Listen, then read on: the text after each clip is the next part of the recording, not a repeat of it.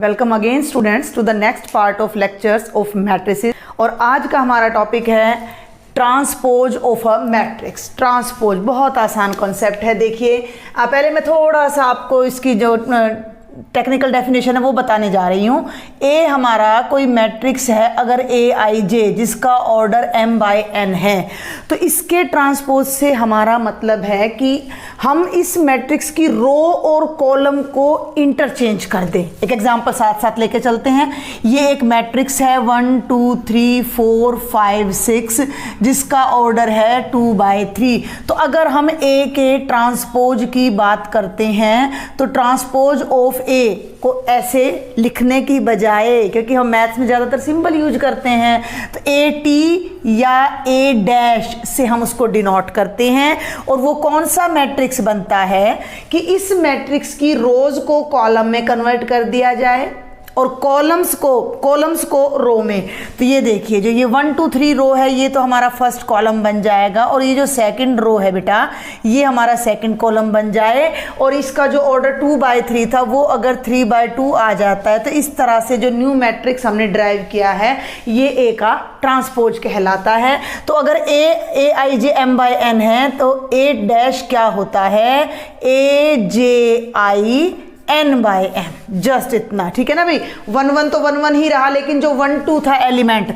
आप एक general example अगर लेते हो a11 a12 a13 a21 a22 a23, तो आप इसके ट्रांसपोज में देख पा रहे हो कि जो ये 1 2 था वो यहाँ आ चुका है, यानी 2 1 पे आ चुका है, 2 1 पे। ठीक है ना भाई, मैंने तो नाम एज इट इज लिख दिया है, एक्चुअल में ये 2 1 एलिमेंट है अब अपना, और a13। ठीक है ना, तो इसका नाम अब 2 1 हो जाता है। Understand my point.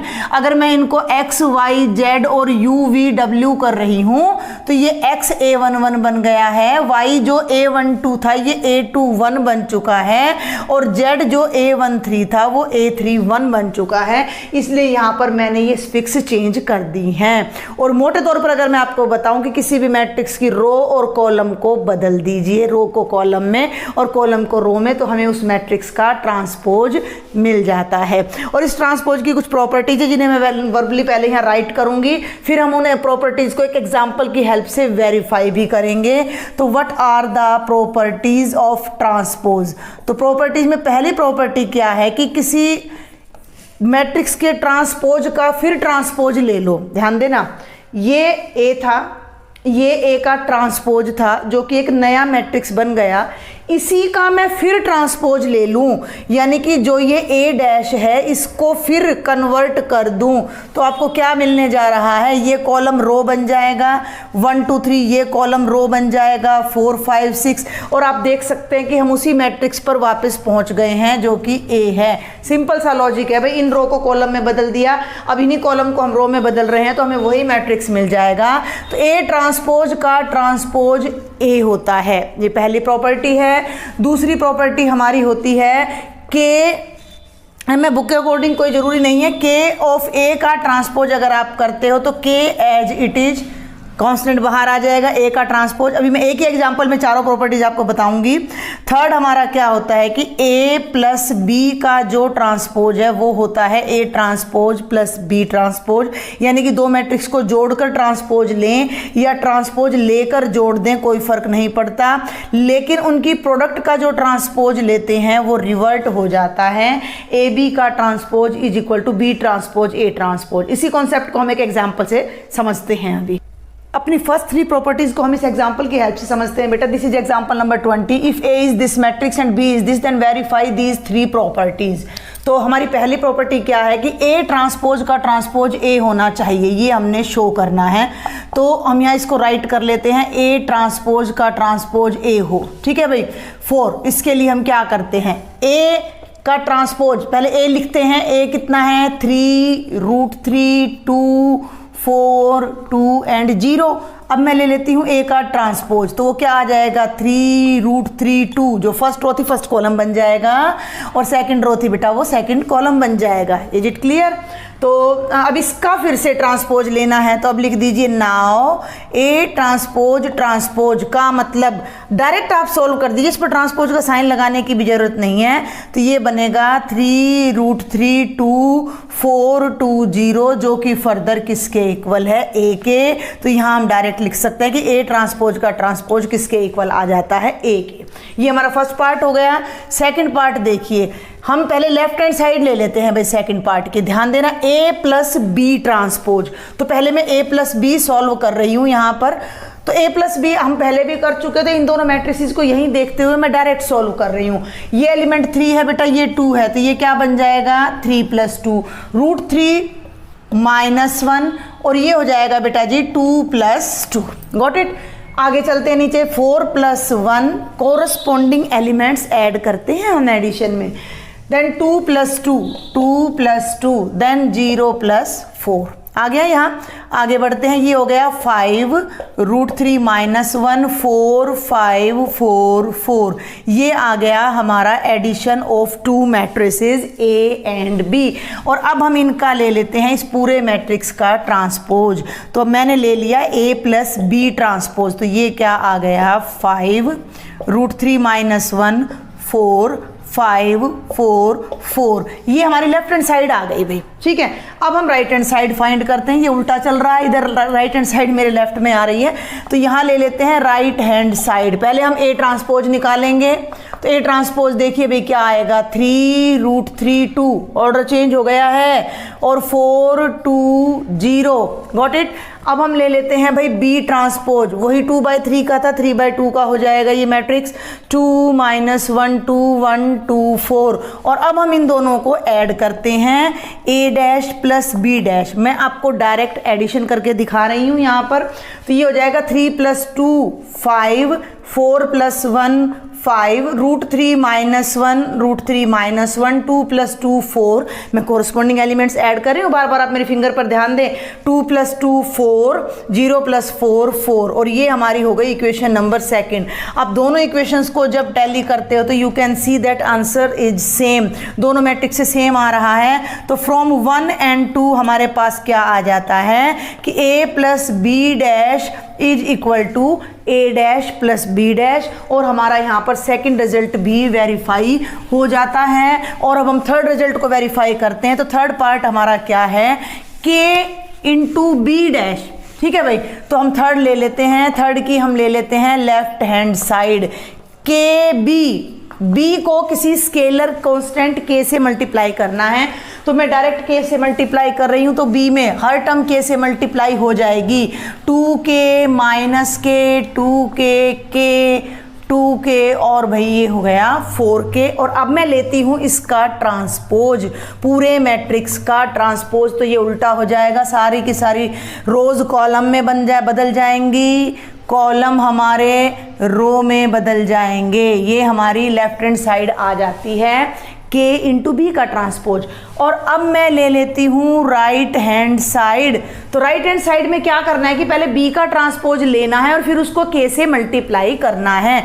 तो मैं इसको एक ही लाइन में यहाँ कर रही हूँ, k × b ट्रांसपोज। तो k को तो मैंने ऐसा का ऐसा लिखा, b को नोट करके उसका ट्रांसपोज कर रही हूँ मैं यहाँ। 2 - 1 2 1 2 4 पर मैंने यहाँ ट्रांसपोज लगा दिया। और अब मैं इसका ट्रांसपोज ले रही हूँ, तो ये हो जाएगा 2 - 1 2 1 2 4। और जब आप इसे उधर ले जाओगे तो ये बनेगा 2k k -k 2k 2k and 4k। Just check the answer कि फ्रॉम फर्स्ट एंड सेकंड आप देख सकते हो कि दोनों ही मैट्रिसेस सेम हैं। तो हम यहाँ डायरेक्ट लिख देंगे from equation number 1 and 2 we get that k × b transpose is equal to kb transpose. इनका लॉजिक भी आपने समझना है कि किसी मैट्रिक्स के ट्रांसपोज का ट्रांसपोज करें तो वो मैट्रिक्स खुद आ जाता है।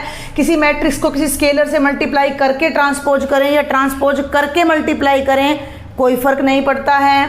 दो मैट्रिक्स को ऐड करके ट्रांसपोज करें या ट्रांसपोज करके फिर ऐड कर दें तो भी कोई फर्क नहीं पड़ता है, आंसर इज सेम। इसके लिए हम एक और एग्जांपल अब देखते हैं। अब हम फोर्थ प्रॉपर्टी को बेटा इस एग्जाम्पल नंबर 21 की हेल्प से समझते हैं, जो हमारी एनसीईआरटी का ही एग्जाम्पल है। हमें क्या गिवन है कि if A is this matrix that is -2 4 and 5 and B is a row matrix. देखो ये कॉलम मैट्रिक्स है, ये रो मैट्रिक्स है। मैं कोशिश करती हूँ और छोटी छोटी बात आपको यहाँ बता सकूँ। Verify that A B transpose is equal to B transpose A transpose. तो पहले हमने लेना है left hand side. Left hand side में क्या करना है, पहले ए और बी को मल्टीप्लाई करना है, फिर ट्रांसपोज लेना है। तो पहले हम ए बी फाइंड करते हैं। ये ऑब्वियसली होगा, आप फिर भी क्रॉस चेक कर सकते हैं। इसका ऑर्डर है 3/1 और इसका ऑर्डर है भाई 1/3। तो प्रोडक्ट पॉसिबल है, क्योंकि प्री मैट्रिक्स में नंबर ऑफ कॉलम और पोस्ट मैट्रिक्स में नंबर ऑफ रो सेम है। तो हम यहाँ A लिख लेते हैं -2 4 5 और यहाँ हम B लिख लेते हैं 1 3 -6। तो जो प्रोडक्ट आएगी उसका ऑर्डर 3/3 होने जा रहा है, क्योंकि यहाँ देखो ये फर्स्ट और लास्ट मैंने आपको हिंट बता रखा है। तो यहाँ अब हम ए बी करते हैं मल्टीप्लाई। ध्यान देना है फर्स्ट रो फर्स्ट कॉलम, यानी -2 को 1 से करना है तो ओनली यही एलिमेंट आएगा। फर्स्ट रो सेकंड कॉलम -2 को 3 से करना है। फर्स्ट रो थर्ड कॉलम -2 को -6 से मल्टीप्लाई करना है। Then second row first column, I think अब आपको समझ आ गया होगा, 4 × 1 4 × 3 4 × -6। Third row first column that is 5 × 1 5 × 3 5 × -6 और ए बी क्या आ जाता है -2 4 5 -6 4 3 जा 12 5 3 जा 15 माइनस माइनस प्लस का 12 -24 और -30।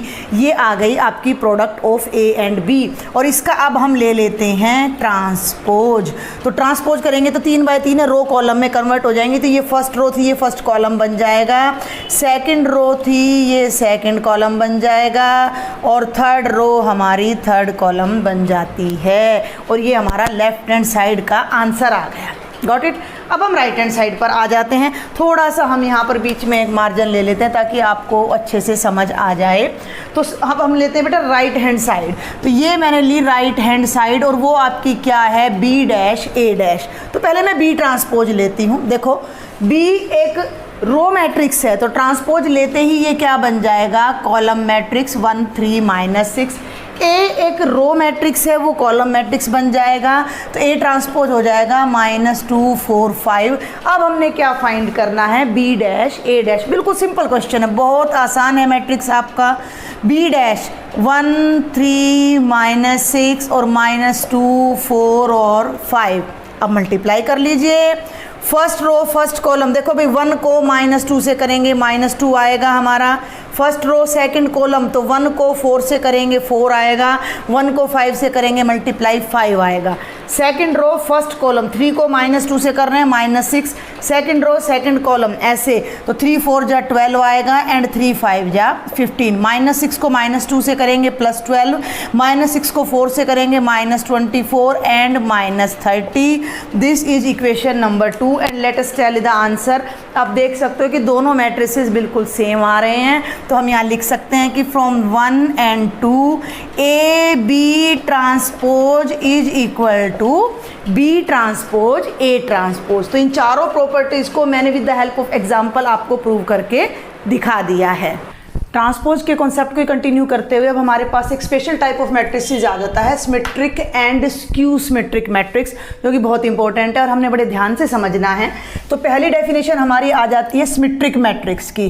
तो देखो ये ध्यान रखना है कि सिमेट्रिक की जो डेफिनेशन है वो स्क्वायर मैट्रिक्स पर डिफाइन होती है कि a square matrix A is equal to Aij of order n/n। ठीक है, n order, 1 order 2 order 3 order 4 order is said to be symmetric. भाई कोई भी स्क्वायर मैट्रिक्स सिमेट्रिक तब कहा जाएगा अगर उसका ट्रांसपोज उसी के बराबर आ जाए। ऐसा कैसे हो सकता है भाई, सिमेट्रिक हर तरफ से एक सा। हम एक एग्जांपल ले लेते हैं, मैं ले लेती हूँ ए को 1 2 2 4, 2/2 ऑर्डर का है। ये ध्यान रखना है, we are dealing with square matrix only. तो ए का जो ट्रांसपोज बना, अब देखना 1 2 था, मैंने ऐसे कर दिया तो 1 2 आ गया। 2 4 था, मैंने ऐसे कर दिया 2 4। इन दोनों में तो कोई फर्क ही नहीं लग रहा। दोनों सेम है, क्योंकि यहाँ ए डैश हमारा ए के बराबर आ गया, तो हम कहेंगे कि जो ये ए मैट्रिक्स है वो हमारा सिमेट्रिक मैट्रिक्स है। सिमेट्रिक मतलब हर तरफ से एक सा है। देखो इसको ऐसे था तो भी यही था, पलट दिया तो भी वैसा ही है, तो it is called symmetric matrix. लेकिन हर स्क्वायर मैट्रिक्स ऐसे सिमेट्रिक नहीं बन जाता है, कुछ खास क्वालिटीज होती है, अगर आप ध्यान दो तो। वो क्वालिटीज क्या हैं? A11, A12, A21, A22, उन्हीं क्वालिटीज से आप याद रखोगे। आप ध्यान दें, फोकस करें कि मैंने इसमें जो एलिमेंट्स लिए हैं ये दोनों एलिमेंट्स मैंने बिल्कुल सेम लिए हैं, यानी A12 और A21 मैंने सेम लिया। इसी वजह से जब हम किसी मैट्रिक्स को ट्रांसपोज करते हैं तो डायगोनल तो वही रहता है, बदलता ही नहीं है, और ये दोनों क्योंकि सेम थे तो एज इट इज आ गए, तो कोई फर्क नहीं पड़ा।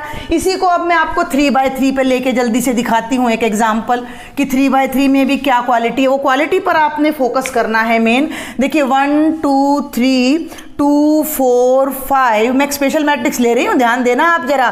3 5 6 ये ले लिया मैंने, और अब मैंने इसका ट्रांसपोज किया तो 1 2 3 ऐसे आ गया, 2 4 5 ऐसे आ गया, और बेटा जी 3 5 6 ऐसे आ गया। और आप देख सकते हो कि ये फिर से A के इक्वल आ गया। इट मीन्स A फिर से सिमेट्रिक मैट्रिक्स हो गया। लेकिन ऐसे कैसे हो गया? आप फोकस करें, ये एलिमेंट इक्वल है, 3 3 के इक्वल है, और 5 5 के इक्वल है। ये कौन सा एलिमेंट था? A12। ये मैंने किसके इक्वल लिया था? ध्यान दें, A21 के। ये कौन सा एलिमेंट है? A13। इसको मैंने किसके इक्वल लिया? A31 के। ठीक है भाई। और ये हमारा कौन सा एलिमेंट है? A23। और ये मैंने किसके इक्वल लिया? A32 के। तो इसको स्टडी करते हुए क्या कंक्लूजन निकलता है कि Aij अगर Aj के इक्वल हो, ith रो का jth एलिमेंट, jth रो का ith एलिमेंट इक्वल हो, कब? जब i और j बराबर नहीं है। क्योंकि जब i और j बराबर होते हैं तो वो तो डायगोनल एलिमेंट्स बन जाते हैं। ये A11 बन जाएगा, ये A22 बन जाएगा, और ये A33, तो इनको तो हमने देखना ही नहीं है।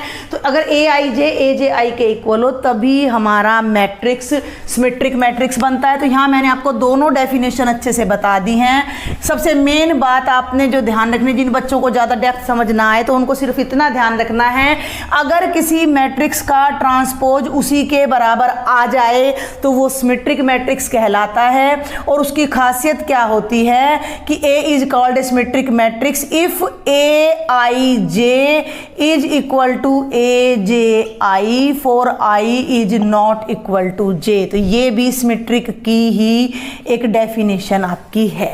आगे बढ़े, सेकंड है अब हमारा ये स्क्यू सिमेट्रिक। ये 1 और 2 मैंने यहाँ डाल दिया है, अपना आप हेडिंग लिख लीजिएगा।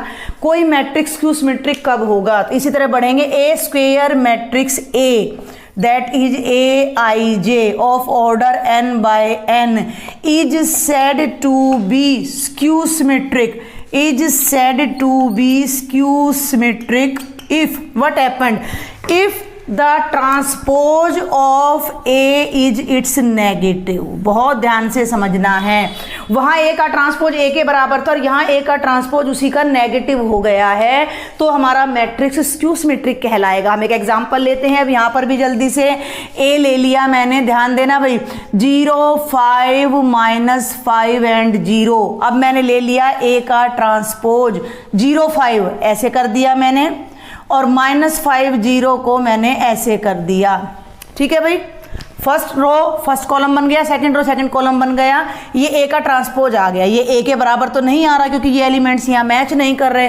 पूरे मैट्रिक्स में से मैं -1 कॉमन ले लूँ भाई, 0 में से आप कोई भी कॉमन ले लो, कोई फर्क नहीं पड़ता। तो जब मैंने -1 कॉमन लिया या पूरे मैट्रिक्स को मैंने -1 से मल्टीप्लाई कर दिया, आप ऐसे भी कह सकते हो कि पूरे मैट्रिक्स को मैंने -1 से मल्टीप्लाई कर दिया, तो इसको मल्टीप्लाई करेंगे तो 0, इसको करेंगे तो ये प्लस का हो जाएगा, ये माइनस का हो जाएगा, और ये 0। और इस पर फोकस करो अब आप, ये क्या है? तो ये वही A है, तो -1 इंटू A आ गया, यानी कि -A के इक्वल आ गया। तो A का ट्रांसपोज क्योंकि -A के इक्वल आ गया, इसलिए ये स्क्यू सिमेट्रिक मैट्रिक्स हो गया। लेकिन इसकी एक बहुत बड़ी खासियत है, आप ध्यान दें, इसमें क्या होता था कि एलिमेंट्स इक्वल थे, लेकिन यहाँ पर A12 A21 का नेगेटिव है, A12 नेगेटिव है A21 का, या मैं कह दूं A21 A12 का नेगेटिव है। यानी कि it is said to be symmetric if number one बता रही हूं मैं, Aij is equal to minus of Aj for I is not equal to J। जब हम I is not equal to J की बात करते हैं तो हम नॉन डायगोनल एलिमेंट्स की बात करते हैं।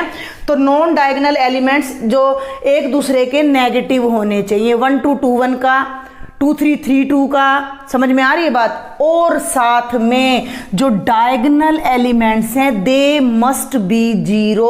आप यहाँ देख सकते हो A11 0 है, A22 आपका 0 है। अगर ये 0 नहीं होंगे तो जैसे ही आप ट्रांसपोज लेंगे तो नेगेटिव कॉमन लेने से यहाँ पर नेगेटिव आ जाएगा और आपकी कंडीशन सेटिस्फाई नहीं होगी। तो यहाँ दूसरी कंडीशन जो स्क्यू सिमेट्रिक मैट्रिक्स की होती है वो ये होती है कि Aij is equal to 0 if I is equal to J। तो कोई भी स्क्वायर मैट्रिक्स इन दो कंडीशन को अगर सेटिस्फाई करता है तो हम देखते ही बता सकते हैं कि वो स्क्यू सिमेट्रिक है। मेन दो बातें आपने ध्यान रखनी है, किसी भी मैट्रिक्स का ट्रांसपोज लोगे वो सिमेट्रिक, अगर वो A के बराबर आ जाए तो सिमेट्रिक है। किसी भी मैट्रिक्स का ट्रांसपोज अगर उसके नेगेटिव के बराबर आ जाए तो वो स्क्यू सिमेट्रिक है। अब हम सिमेट्रिक और स्क्यू सिमेट्रिक मैट्रिक्स से रिलेटेड दो इंपॉर्टेंट प्रॉपर्टीज या थ्योरम में कहूँ समझने जा रहे हैं, उनका प्रूफ हमें नहीं करना है। पहली थ्योरम क्या है कि अगर आपके पास कोई भी स्क्वायर मैट्रिक्स है, ध्यान से सुनना, कोई भी स्क्वायर मैट्रिक्स है जिसमें रियल एंट्रीज हैं, चाहे वो सिमेट्रिक है या नहीं है, ठीक है भाई, लेकिन अगर हम उस मैट्रिक्स में उसका ट्रांसपोज जोड़ते हैं तो जो नया मैट्रिक्स आएगा वो 100% सिमेट्रिक होगा। Got it. ए में किसी भी स्क्वायर मैट्रिक्स ए में उसका ट्रांसपोज जोड़ने से we will always get a symmetric matrix. और ये मैं आपके एक्सरसाइज 3.3 के क्वेश्चन नंबर 8 से वेरीफाई कर रही हूँ। For matrix A verify that. तो अब हम इसका जल्दी से सॉल्यूशन देखते हैं। ए हमारा क्या है भाई 1 5 6 7। ओके, अब मैंने ले लिया ए ट्रांसपोज, रो कॉलम में बदल जाएंगी तो 1 5 6 7। अब मैं इन दोनों को ऐड कर देती हूँ, a प्लस ए डैश, तो 1 5 6 7 प्लस ध्यान दें 1 6 5 7, दोनों को मैंने ऐड किया तो कितना आया 2 11 11 और 14। आप नेचर देख सकते हो, ये सिमेट्रिक बनेगा a प्लस ए डैश। मान लीजिए अगर आपको याद ना रहे तो मैं इस मैट्रिक्स को एक नया नाम दे देती हूँ p, तो मैंने इसको नाम दे दिया P। अब हमें क्या वेरीफाई करना है कि इन दोनों की एडिशन से जो नया मैट्रिक्स आया है वो सिमेट्रिक है। वो क्या है? सिमेट्रिक है। ये चीज़ हमने वेरीफाई करनी है। तो हम यहाँ पर P का ट्रांसपोज लेकर देखते हैं। 2 11 11 14 का ट्रांसपोज जब मैं लूँगी तो देखो ये रो है 2 11, फिर से 2 11 बन जाएगी और 11 14, यानी कि ये मैट्रिक्स फिर से P के इक्वल आ गया। Got it. तो हमारे पास P का ट्रांसपोज P के इक्वल आ गया। इट मीन्स जो P है वो हमारा सिमेट्रिक हो गया और P हमने इसी मैट्रिक्स को लिया था। और ये बात हम अपनी प्रॉपर्टी से भी वेरीफाई कर सकते हैं। हम इस बात को कैसे वेरीफाई कर सकते हैं प्रॉपर्टी से? ये देखिए कि अगर मैं A प्लस ए डैश का ट्रांसपोज लूँ तो यहाँ देखो भाई, अच्छा ये किधर गया प्रॉपर्टीज, तो मैंने इरेज कर दी। ए प्लस बी का ट्रांसपोज क्या था? फर्स्ट का ट्रांसपोज प्लस सेकंड का ट्रांसपोज। ठीक है भाई, तो ये हो गया ए का ट्रांसपोज और ए ट्रांसपोज का ट्रांसपोज क्या हो गया? ए। तो ए प्लस ए डैश का transpose A plus A dash के इक्वल आ गया। इट मीन्स जो हमारा ए प्लस ए डैश है वो कैसा मैट्रिक्स हो गया? सिमेट्रिक मैट्रिक्स हो गया। और हमारा फर्स्ट रिजल्ट क्या है? वो वेरीफाई हो जाता है। अब हम अपना सेकंड रिजल्ट देखते हैं कि show that A minus A dash is a skew symmetric matrix. Okay, तो ए माइनस ए डैश 1 5 6 7 माइनस 1 6 5 7, सब्ट्रैक्ट कीजिए तो देखो 1 से 1 गया 0, 5 में से 6 गया -1, 6 में से 5 1 एंड 0। आप नेचर देख लो, डायगोनल एलिमेंट्स 0 हैं और ये दोनों एक दूसरे के नेगेटिव हैं। तो अगर मैं इस मैट्रिक्स को क्यू नाम दे दूं तो क्यू नाम मैंने दे दिया 0 1 -1 0। तो बेटा जी क्यू का जो ट्रांसपोज बन रहा है वो क्या बन रहा है, 0 -1 1 और 0। और जब आप इसमें से माइनस कॉमन लोगे तो वो प्रीवियस मैट्रिक्स के इक्वल आ जाएगा। देखो ये 0 1 का करेंगे तो -1 में से माइनस बाहर लेंगे, +1 और 0, और ये हमारा फिर से क्यू के इक्वल आ गया। तो क्यू का ट्रांसपोज माइनस क्यू के इक्वल आ गया। तो क्यू हमारा कैसा मैट्रिक्स हो गया, स्क्यू सिमेट्रिक। तो हम यहाँ डायरेक्ट लिख सकते हैं, hence A minus A dash is a skew symmetric matrix. Got it. तो दो बातें हमने सीखी हैं, किसी भी स्क्वायर मैट्रिक्स में उसका ट्रांसपोज ऐड करने से जो नया मैट्रिक्स आएगा वो सिमेट्रिक होगा, और उसका ट्रांसपोज उसमें से अगर हम घटा देते हैं तो वो स्क्यू सिमेट्रिक होगा। आज के लेक्चर को कंक्लूड करने से पहले एक थ्योरम और है, थ्योरम नंबर 2, जिसका मैं सिर्फ आपको यहाँ रिजल्ट बताऊंगी कि any square matrix A can be expressed as the sum of a symmetric and skew symmetric matrix. देखो एक मैं छोटा सा एग्जांपल ले ली, तो मैंने ले लिया 3 4 5 6, तो मैं इसको ऐसे लिख सकती हूँ 3 0 5 1 + 3 4 0 5। आप देखिए जरा, 3 नहीं 0, तो इन दोनों का सम 3 आ गया, 4 0 का सम 4 आ गया, 5 0 का सम 5 और 1 6, यानी कि ये इन दोनों के सम में रिप्रेजेंट हो गया। ऐसे ही मैं इस मैट्रिक्स के और भी बहुत सारे टुकड़े कर सकती हूँ, 1 2 3 4 + 2 2 2 2, एक और टुकड़ा हो गया। मतलब इसी मैट्रिक्स को मैं बहुत सारे मैट्रिसेस के सम में राइट कर सकती हूँ।